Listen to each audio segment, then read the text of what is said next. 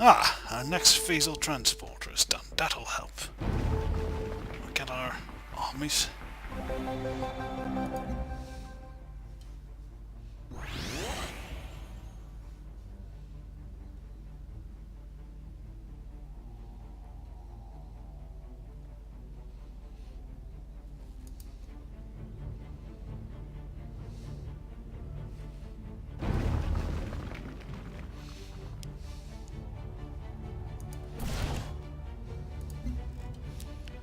War droids.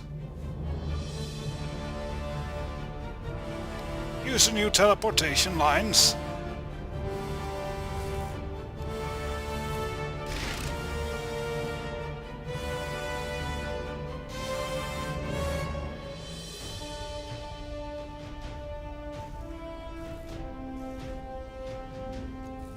Our resurrection device is too good. Promise not to ignore. Work on it. Hack the planet! A group of digital vigilantes? Ugh. Hooligans, you mean? Causing trouble through the feed site hub have been caught by our law enforcement. Good! Because of their expertise, some of the officers have suggested offering them a reduced punishment in return for information and cooperation with our intelligence sector. For the same reason, our labor board has requested they serve the community by providing worker with operation efficiency. How about executing them?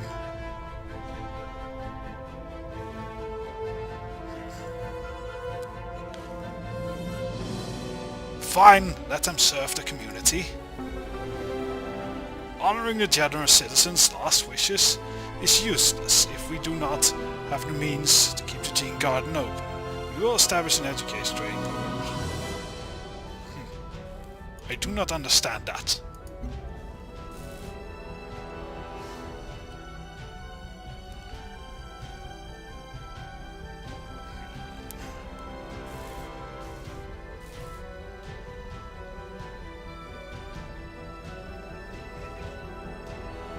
Then I suppose you can work on a Xeno. Let's save that for Rahea's pet projects.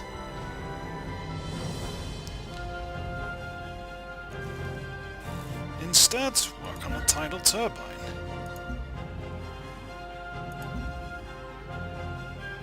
Also transport more of our droids. Let's end this quickly. Show a sign of strength is one thing. A long dragging war is not what I desire. Nor would my dear Asha, I assume.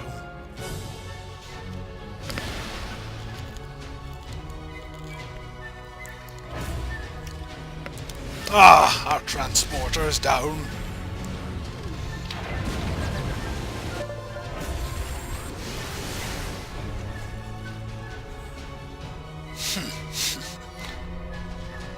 Both statements. I like your battle spirit. But let's be honest here.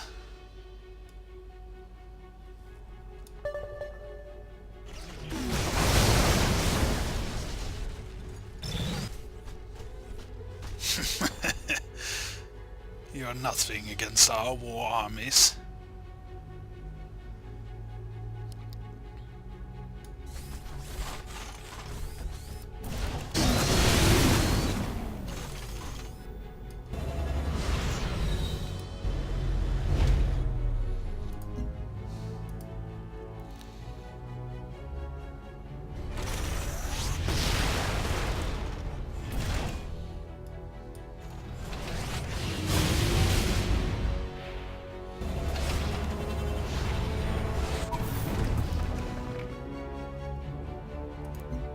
Ravian Station.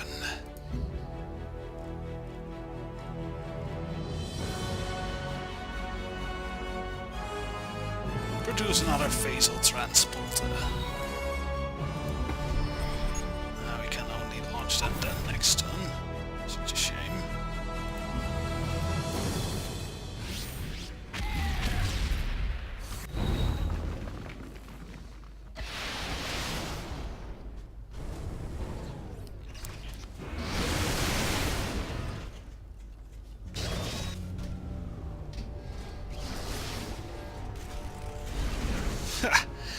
You're barely making a dent in my car for war droids.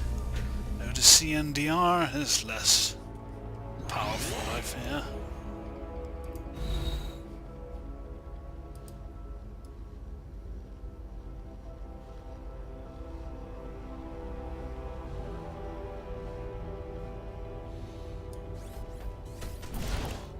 Can at least hold the hill for a while.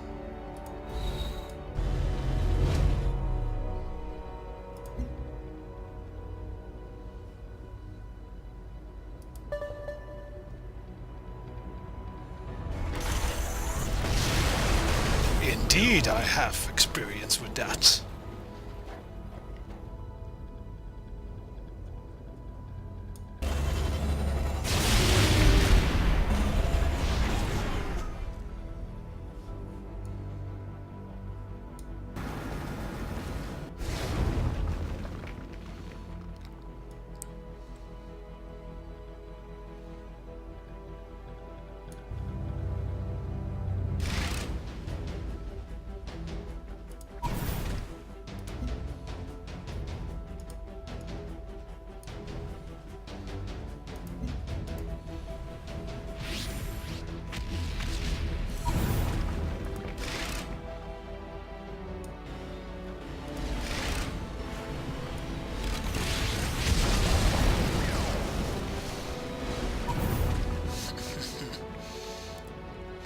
Now, is our teleportation device ready? Excellent.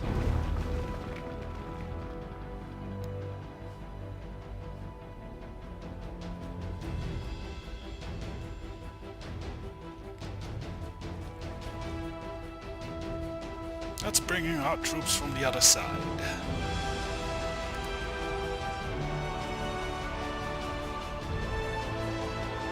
It's very useful that these sources of Phyrexight allow me to pinpoint my satellites from orbit, across the globe even.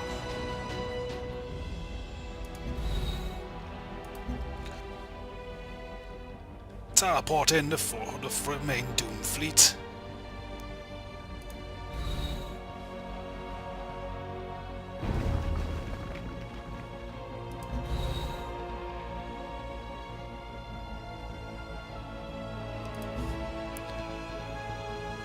More teleportation!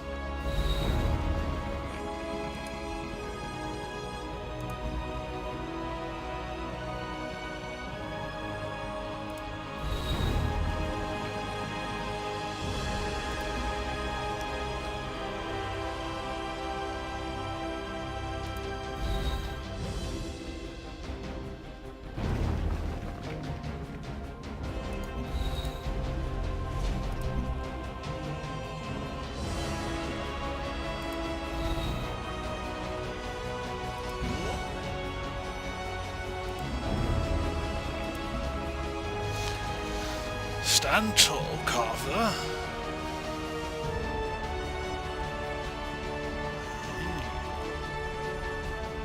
Well, every city needs a laugh plant.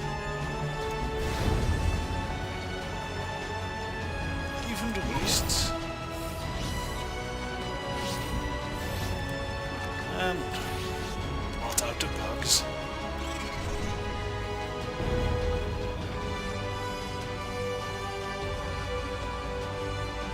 So many unused resources away. Really, the Republic doesn't know how to efficiently harvest a planet like we do.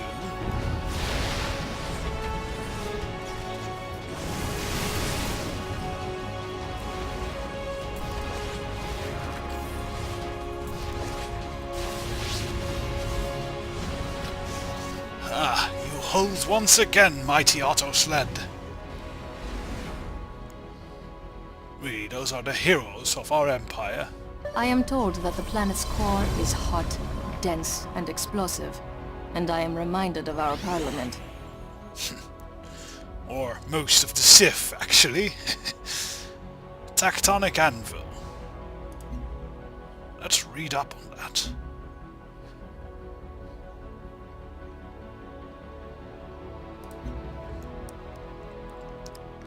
tectonic anvil. It is curious that no human eyes have ever seen the working phases of the tectonic anvil. We know roughly the region it occupies, approximately 1500 cubic hectares within a few hectares precision, and we can readily observe the materials it produces as it streams up through the conduits, but its exact size and operation are invisible to the operators. The tectonic anvil was created out of a need to extract higher quantities of rare heavy materials, ironically including floatstone, of course. Isotope 5 was found in the planet's core, and since this floatstone stuff is very similar, perhaps there is actually isotope 5 in the planet's core. We need to mine it without doing what the Huts did and completely destroying the planet. Out of the deepest layers of the planet's crust. As surface deposits were increasingly scarce or politically difficult to access, well, nothing is really politically difficult to access if you have big enough guns, material engineers and applied geologists looked at a renewing mining method pioneered on dormant cars prior to the seeding, drilling deep into the crust to extract mineral wealth therein. On dormant cars and Macabre, as I said, this process had been hampered by the relative age of the planet, the degraded state of the regolith, and the relatively high cost.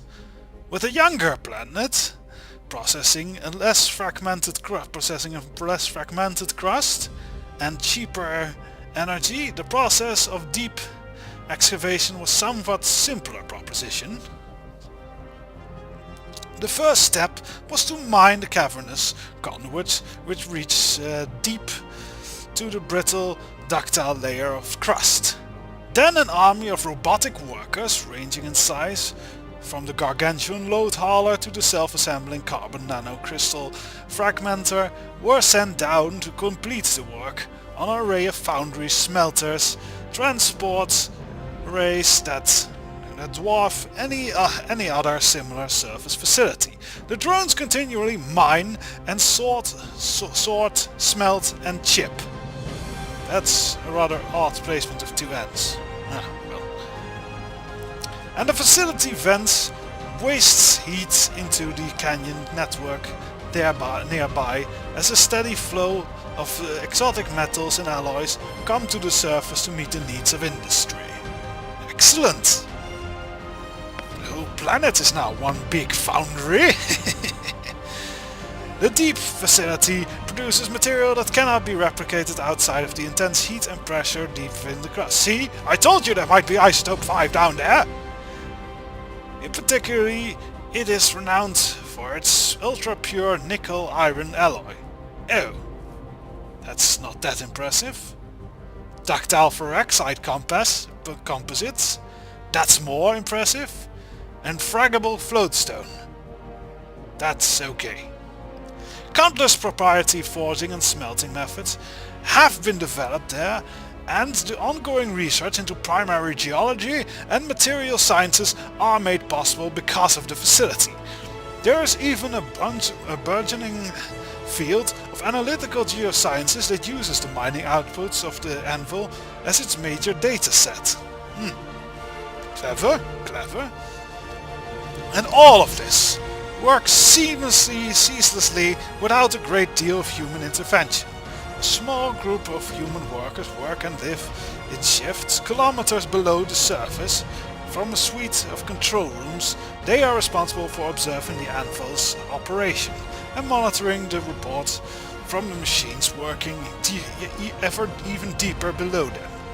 These engineers have developed a robust mythology for the tectonic anvil, invoking old galaxy spirits as dwarfs, Norn, Muspels, Milik, and Thrau. Aha. I think those workers need to be put under regular psychological evaluation, which they facility claim are actually the unseen works of the anvil. Yes, definitely psychological evaluation. often. I mean, they are believing in dwarves. What nonsense is that?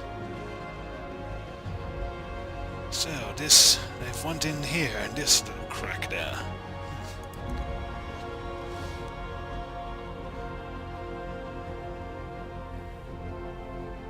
Archimedes lever.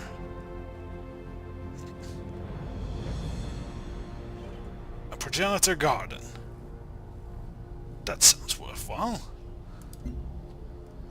And we have plenty of xenomass to work with.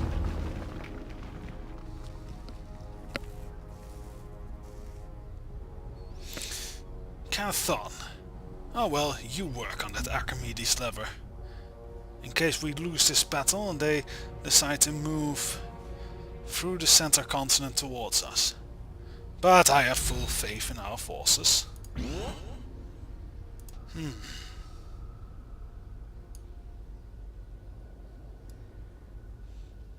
Pull back for a bit. Doesn't it?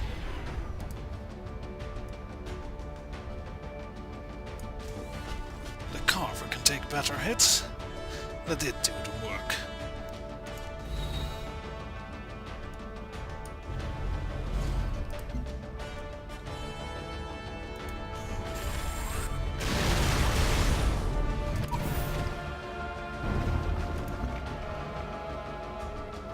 Ah, good, you're prepared. Teleport another destroyer to the field. Yeah.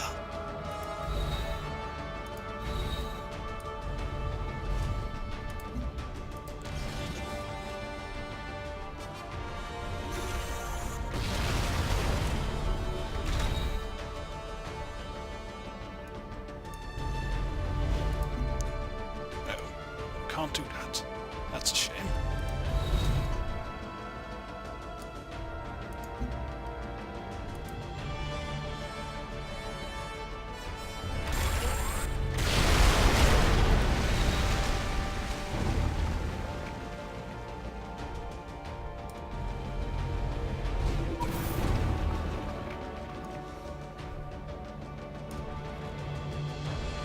Ah, another piece of drop podcast.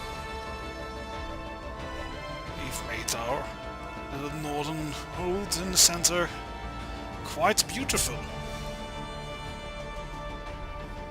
With use of massive underground heating planets or heating plants, we actually siphon a lot of our industry's heats towards these things.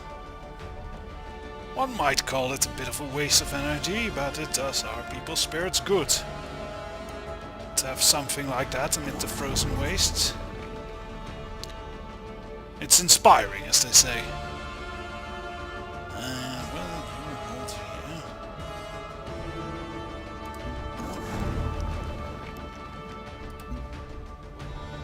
Our new outpost done.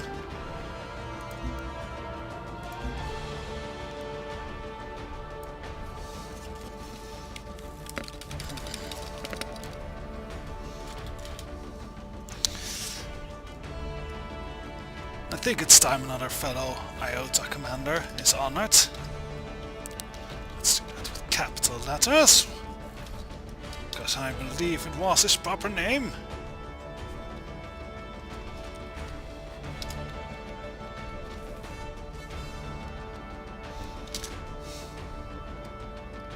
Wanyo Station.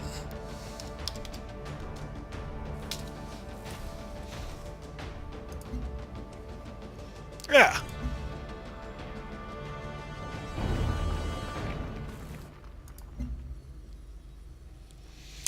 As always with our sea station, begin with an... where is it? A thermohaline rudder. It'll take a while, but it's one of the most important things on our water stations. Ha! You don't make a dent in my war droids.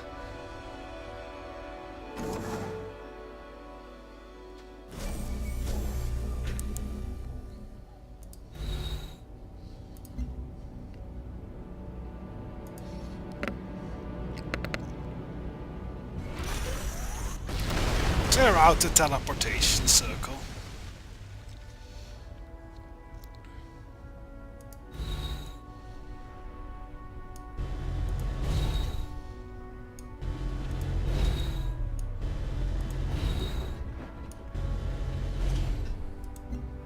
No, you need to move a little bit onto the sea.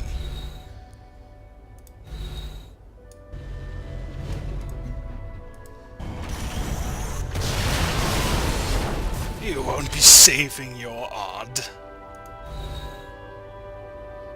Test of strength? I think I'll pass that.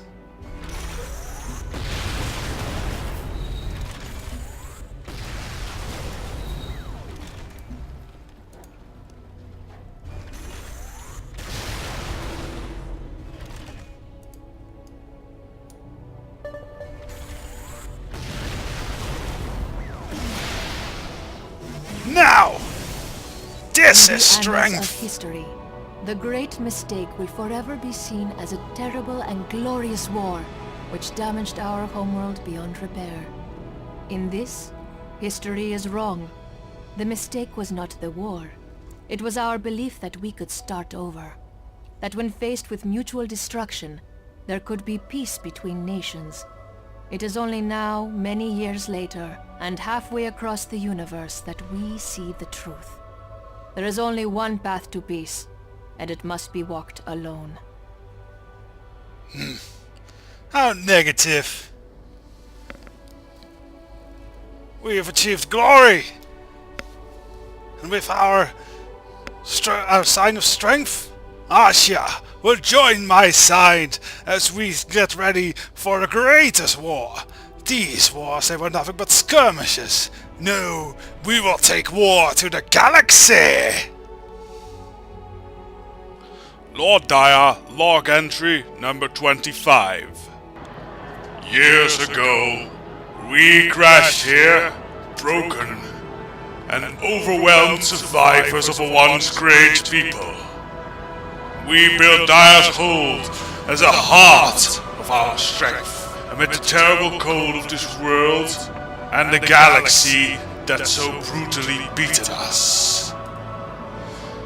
From our heart, the lifeblood of our people began to flow again, claiming the seas as our new home. We grew, learned, evolved. We made ourselves more than survivors. We became scions of the true Imperial spirit. True to that Imperial calling, we took up arms, did our duty, and cleansed the world of greed, cowardice, lies, and small-mindedness. Now, our world is ready. We are ready to take up arms again, to face the whole galaxy once again, and make it ours. We will use our cunning to outwit the brainless hordes of Zakul. We will use our righteousness to make the scattered and lost people of the galaxy see the light. And we will use our might to crush everything and everyone that would hold us back from doing our holy duty. For we are the true Empire. We are the enlightened few. We are the destiny of all sentient being in the galaxy. We are the unity! End of log entry.